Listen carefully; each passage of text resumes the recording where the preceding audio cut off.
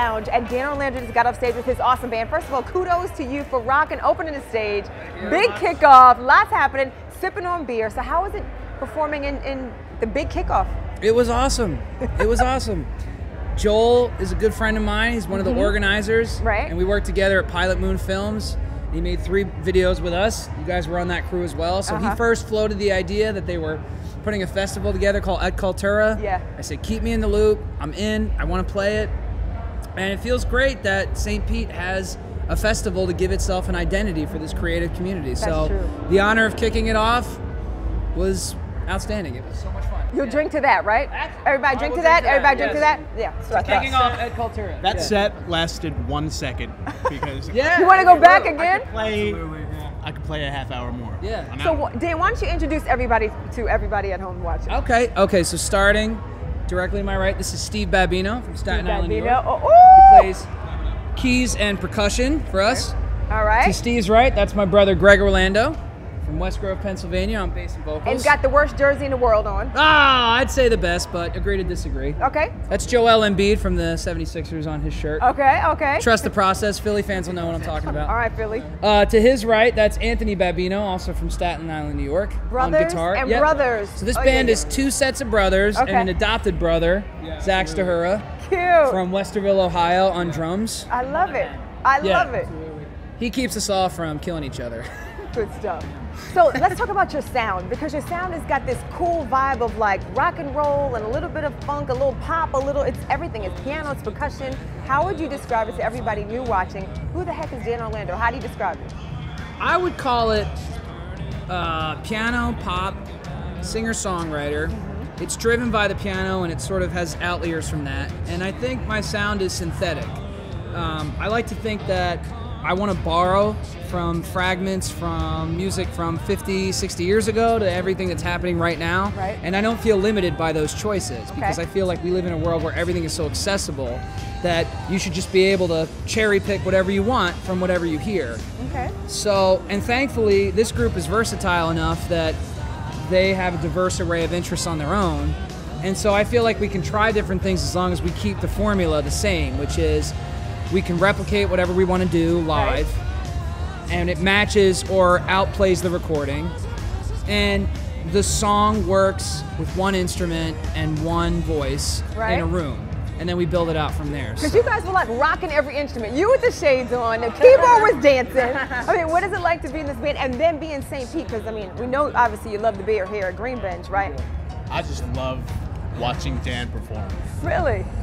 There is nothing like this kid has soul. He didn't mention soul. He's got like this Philly soul that just comes out when he's alive. Alive. It's the most amazing thing to watch, and I'm like honored to be in his band. It's just like. So let me come down to your brother here, because I'm sure you've got lots of secrets. What was it like growing up with this kid in the house? Oh God, how much time do we have? Is this enough? He was always this guy. He was always like, from as long as I've been alive, there's been a piano and a voice going on in my house. The weirdest thing was when he moved away to college, we would just sit in the house and be like, it's really quiet here.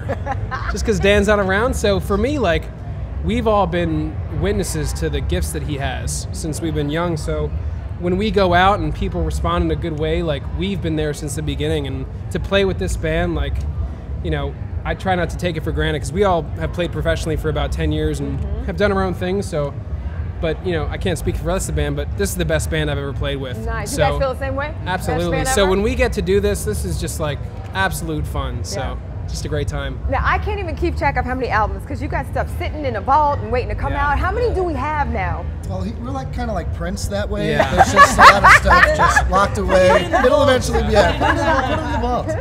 No one's gonna hear that. You need to drop it all. How do people follow you on social media? Give everybody the lowdown. So you can go to danorlandomusic.com and at Dan Orlando Music, Facebook, Twitter, Instagram. That's our handle for all news, information to keep up with us. Okay. We are teeing up some releases next year. Okay. So if you want to hear music in the meantime, Dan Orlando Music's also our YouTube handle. We have a lot of live content there you can check out. Okay. And then we have songs streaming on the website. So we're going to be testing songs over the next few months every now and again. So I would just tell people to stay in touch. Okay. And get in on the ground floor. All right. and come along with this on this ride on with this us. journey. Now, yeah. Speaking of journeys and taking a ride, you guys took a ride to like move to St. Pete. Tell us about the city and what the vibe is, what you love, where you love to eat and do in the city. Anybody?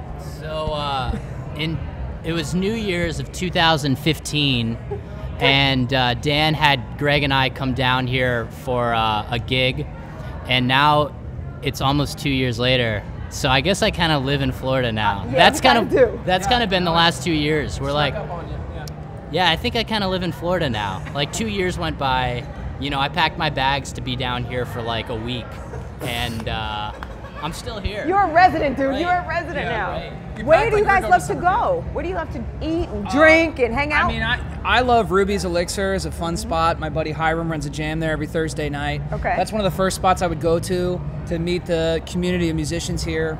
And I came down here to work on my original stuff and work with a collaborator. And I knew nothing about the town, but the opportunity was good enough that I would have gone anywhere. Right. And I was so pleasantly surprised at how creative it was here and the insurgent young energy that was mixed with people that were baby boomers and up looking to retire in a place that wasn't Miami or Fort Lauderdale. Right. So there's just a lot going on, and it's just kind of, it's combustible, and it's very new and in its infant stages. Yeah, it is. So I was telling Joel and all the organizers the other day, I feel like when you guys are in your 80s, you're going to be at the Mahaffey Theater or somewhere else, and they'll be paying tribute to the first Et Cultura ever. And I remember when it was, because it really feels like, it feels very special, and it feels like we're at the start of something really unique. I think the city's ready for it, and a lot of transplants are from here. Yeah. So stay tuned because there's a lot of exciting things happening. Et Cultura has really made a mark, and you guys are part of it. The first band, over 20 bands performing this whole weekend. Numero uno, kickoff. There'll never be another inaugural band here. That's and Dan Orlando and the band did it. So congratulations. Thank you. All right, it's been a pleasure. You ready to drink some more? Because Black Crow Coffee Lounge in the house. Time to do it. Cheers. Cheers. Cheers. Thank you. Cheers. I'll drink to that.